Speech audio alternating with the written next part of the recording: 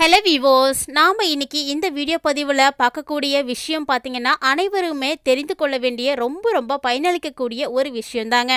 நம்முடைய உடலுக்கு தேவையான சத்துக்களை கொடுப்பதில் முக்கியத்துவம் கொண்டது அப்படின்னா அதில் ஒன்று பழங்கள் தாங்க. பழங்களில் நிறைய வகை பழங்களானது காணப்பட்டாலுமே கூட முக்கணிகளில் ஒன்றாக விளங்கக்கூடிய வாழைப்பழம் என்பது ரொம்ப எளிதாக கிடைக்கக்கூடிய ஒரு பழம். அதாவது இந்த பழம் இல்லாத பெட்டி கடைகளை நம்ம தமிழகத்தை பார்க்கவே முடியாது. மேலும் இந்த பழம் பார்த்திங்கன்னா ரொம்ப எளிமையாக அனைவருமே வாங்கி சாப்பிடக்கூடிய வகையில் ரொம்ப மலிவான விலையில் கிடைக்கக்கூடிய ஒரு பழங்க. ரொம்ப மலிவான விலையில் கிடைக்குது அப்படின்னு இந்த பழத்தை யாருமே ஒரு சீப்பாக நினச்சிடாதீங்க. ஏன்னா இந்த வாழைப்பழத்தில் நிறைய சத்துக்களானது அடங்கியிருக்கு. சொல்லப்போனால் ஒவ்வொரு விதமான பழங்களுமே ஒரு குறிப்பிட்ட காலங்களில் மட்டும்தான் கிடைக்கும் அப்படின்னு நமக்கு தெரியும். ஆனாலும் அனைத்து விதமான காலங்களிலும் கிடைக்கக்கூடிய அற்புதமான பழம் என்றால் அது இந்த வாழைப்பழம் தாங்க. இப்படி அனைவருக்குமே ரொம்பவே பயனளிக்கக்கூடிய இந்த வாழைப்பழத்தை இரவு உணவுக்கு பின்பு சாப்பிடுவது நல்லதா கெட்டதா அப்படின்னு இன்னும் ஒரு சிலருக்கு தெரியறது கிடையாது. அதை பற்றிய ஒரு தெளிவான விளக்கத்தை தான் இந்த வீடியோ பதிவில் நம்ம இப்போ பார்க்க போகிறோம். வீடியோக்குள்ளே போகிறதுக்கு முன்னாடி நீங்கள் இன்னும் நம்மளுடைய சேனலை சப்ஸ்கிரைப் பண்ணாமல் இருக்கீங்க அப்படின்னா மறக்காமல் சேனலை சப்ஸ்கிரைப் பண்ணிக்கோங்க. கூடவே பக்கத்தில் இருக்கிற பெல் ஐக்கானையும் கிளிக் பண்ணிக்கோங்க. அப்போ தான் நாங்கள் போடக்கூடிய வீடியோக்கள் எல்லாமே உங்களுக்கு நோட்டிஃபிகேஷனாக உடனுக்குடன் வந்தடையும். நீங்களும் பார்த்து பயன்பெறலாம். இப்போ வாங்க வீடியோக்குள்ளே போகலாம். நிறைய வகை பழங்கள்லையும் ரொம்பவே மலிவாக கிடைக்கக்கூடிய பழமாக இருக்கின்ற இந்த வாழைப்பழம் அனைத்து விதமான விசேஷங்களிலும் பங்கேற்கக்கூடிய சிறப்பானது அப்படின்னு கூட நம்ம சொல்லலாம். சொல்லப்போனால் எந்த ஒரு நல்ல விஷயமாக இருந்தாலும் சரி, கெட்ட விஷயமாக இருந்தாலுமே கூட இந்த வாழைப்பழத்தை பயன்படுத்தாதவங்களே இருக்க மாட்டாங்கங்க. ஏன்னா எல்லா விதமான ஃபங்க்ஷனுக்குமே யூஸ் பண்ணக்கூடிய முக்கியமான ஒரு பழம்னா அது இந்த பழம்தான். ஏழை எளியவர்கள் கூட வாங்கி பயன்படுத்தக்கூடிய வகையில் காணப்படக்கூடிய இந்த ஒரு பழத்தில் நிறைய வகைகள் காணப்படுதுங்க. குறிப்பிட்டு சொல்லணும் அப்படின்னா நமக்கு பச்சை வாழை, ரஸ்தாளி பழம், பூவாழை, சாம்ப வாழை மற்றும் செவ்வாழை பழம் போன்று ஒரு சில பழங்களுடைய பெயர்கள் தாங்க தெரியுது. ஆனாலுமே கூட வாழைப்பழத்தில் கிட்டத்தட்ட 1000 வகைகள் இருக்கின்றது அப்படின்னும், மேலும் இந்த வாழைப்பழத்தில் நிறைய சத்துக்கள் நிறைந்திருப்பதாகவும் சொல்லப்படுது. அறிவியல் ரீதியாக அவை அனைத்தும் உண்மை அப்படின்னு நிரூபிக்கப்பட்டிருக்கு. இந்த வாழைப்பழத்தில் விட்டமின் சி, விட்டமின் B6 மற்றும் பொட்டாசியம் போன்றவை நிறைய நிறைந்து காணப்படுது.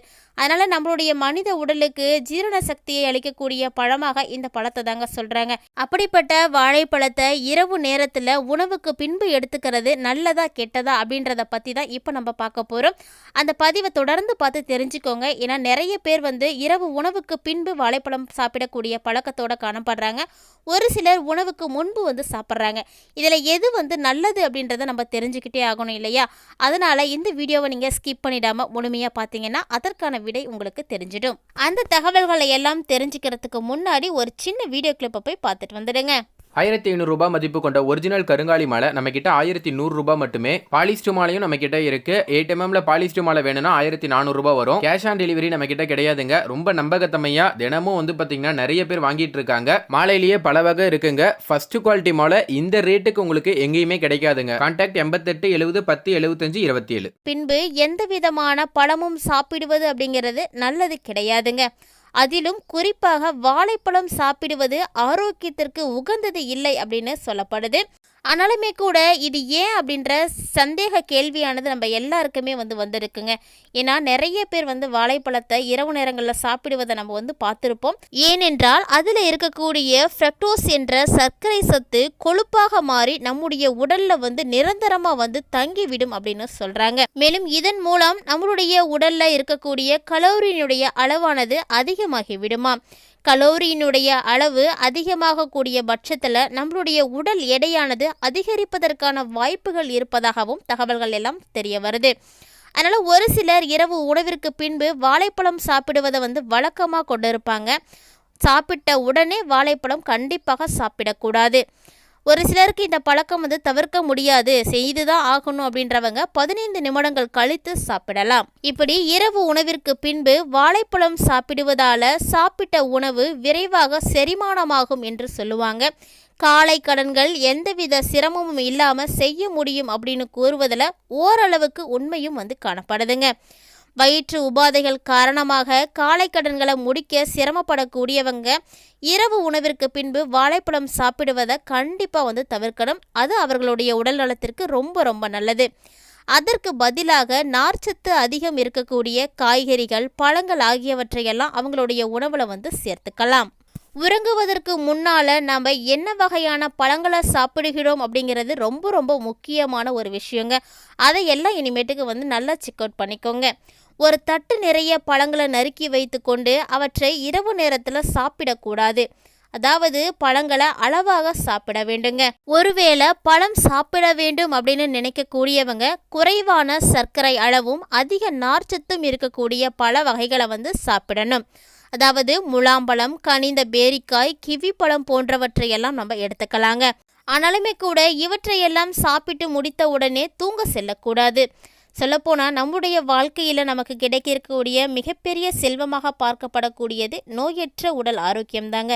அதனால தான் நோயற்ற வாழ்வே குறைவற்ற செல்வம் அப்படின்ற பழமொழியே வந்து காணப்படுது.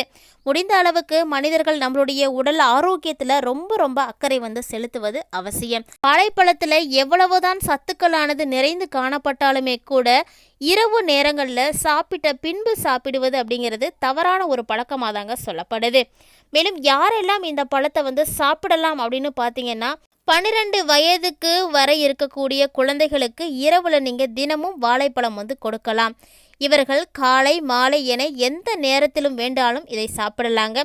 தொடர்ந்து இரவு நேரங்களில் வாழைப்பழம் சாப்பிடுவதால் ஒரு சில குழந்தைகளுக்கு சளித்தொல்லைகளானது ஏற்படுவதற்கான வாய்ப்பும் உண்டு. அதனால் இந்த விஷயத்தெல்லாம் நீங்கள் கரெக்டாக வந்து பார்த்துட்டு அதுக்கப்புறமா கொடுங்க. மேலும் வயதானவர்களும் நீரிழிவு நோய் இருக்கக்கூடியவர்களும் கண்டிப்பாக சாப்பிடக்கூடாதுங்க. விளையாட்டு வீரர்கள் மற்றும் உடற்பயிற்சி கூடங்களுக்கு செல்லக்கூடியவர்களும் இரவுல உணவுக்கு பின்பு வாழைப்பழம் நீங்க சாப்பிடுவது உங்களுடைய உடலுக்கு நல்ல ஒரு பலனை வந்து பெற்றுக் கொடுக்கும். இதன் காரணமாக இவர்களுக்கு உடல்ல கலோரியினுடைய அளவு அதிகமாகும். எனவே இவர்களால் களைப்பு இல்லாமல் நீண்ட நேரம் உடற்பயிற்சிகள் வந்து செய்ய முடியும்.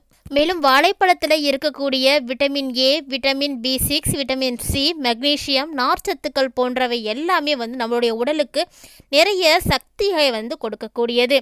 தொடர்ந்து பழுத்த வாழைப்பழம் சாப்பிட்டு வருவதன் மூலமாக ரூமட்டாய்டு, ஆத்ரைட்டிஸ், மன அழுத்தம் மற்றும் இதய நோய்கள் வரக்கூடிய வாய்ப்புகளை எல்லாம் குறைத்து கொடுப்பதாகவும் சொல்லப்படுது. மேலும் ஒரு பழுத்த வாழைப்பழத்தில் மனித உடலுக்கு தேவையான சக்தி வாய்ந்த எலும்புகளையும் தசைகளையும் உற்பத்தி செய்யக்கூடிய அளவு அந்த அளவுக்கு சக்தி காணப்படுது. ஒரு நாளைக்கு தேவைப்படக்கூடிய பொட்டாசியத்தினுடைய அளவு 11% காணப்படுது. தினமும் ஒரு பழுத்த வாழைப்பழத்தை சாப்பிடுவதால் இரத்த அழுத்தம், சிறுநீரக கற்கள், முழங்கால் வலி மற்றும் இதய நோய்கள் வராமல் தடுக்க முடியுமாம். இதை தவிர பழுத்த வாழைப்பழத்தை உண்டு வந்தால் உடலில் இருக்கக்கூடிய புற்றுநோய் செல்கள் உருவாவதை கண்டிப்பாக தடுக்கப்படும் அப்படின்னும் சொல்லப்படுதுங்க.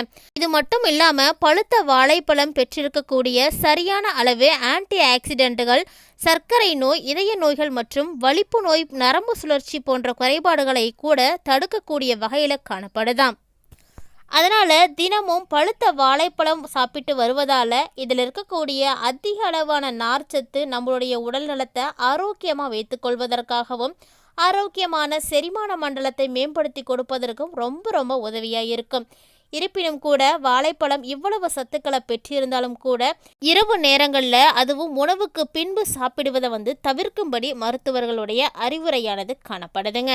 இப்படி முக்கணிகளில் ஒன்றாக விளங்கக்கூடிய வாழைப்பழம் யாருக்கெல்லாம் ரொம்ப ரொம்ப பிடிக்குமோ அவங்க எல்லாம் மறக்காமல் வீடியோக்கு ஒரு லைக் பண்ணிவிட்டு, மேலும் நீங்கள் எந்த வாழைப்பழத்தை விரும்பி சாப்பிடுவீங்க, அதாவது எந்த வகையான வாழைப்பழத்தை விரும்பி சாப்பிடுவீங்க அப்படின்றதையும் கமெண்ட் பாக்ஸில் மறக்காமல் வந்து டைப் பண்ணிவிடுங்க. இரவு நேர வாழைப்பழங்கள் சாப்பிடுவதால் என்ன மாதிரியான உடலில் மாற்றங்கள் ஏற்படும், அது நம்மளுடைய உடல் ஆரோக்கியத்திற்கு நல்லதா கெட்டதா அப்படின்ற பல விஷயங்களை வந்து இந்த பதிவை பார்த்து நீங்கள் தெளிவாக தெரிஞ்சிட்ருப்பீங்கன்னு நினைக்கிறேன். அந்த வகையில் இந்த வீடியோ பதிவானது உங்களுக்கு பிடிச்சிருந்தா வீடியோவுக்கு லைக் பண்ணுங்கள், வீடியோவை முடிந்த அளவுக்கு ஷேர் பண்ணுங்கள். மேலும் வீடியோ பற்றிய கருத்துக்களை கமெண்ட் பாக்ஸில் பதிவு செஞ்சுடுங்க. இது மட்டும் இல்லாமல் இது போன்ற பல சுவாரஸ்யமான வீடியோக்களை எல்லாம் தொடர்ந்து பார்க்கறதுக்காக நம்மளுடைய சேனலை சப்ஸ்கிரைப் பண்ணிவிட்டு தொடர்ந்து ஃபாலோ பண்ணிக்கோங்க. இது மட்டும் இல்லாமல் தினந்தோறும் நிறைய அரிய வகை தகவல்கள் வீடியோக்களாக வந்து பதிவேற்றம் செய்துட்டு இருக்கோம். இன்னும் நம்ம சேனலை நீங்கள் பார்க்கல அப்படின்னா சேனலை விசிட் பண்ணி வீடியோக்களை எல்லாம் பார்த்து பயன்பெற்றுக்கோங்க. மேலும் இந்த வீடியோ பதிவில் கூறப்பட்டிருக்கக்கூடிய தகவல்கள் அனைத்தும் உங்களுடைய நண்பர்களும் உறவினர்களும் பார்த்து பயன்பெறணும் அப்படின்னு நினைச்சீங்கன்னா மறக்காம அவங்களுக்கும் ஷேர் பண்ணிவிடுங்க.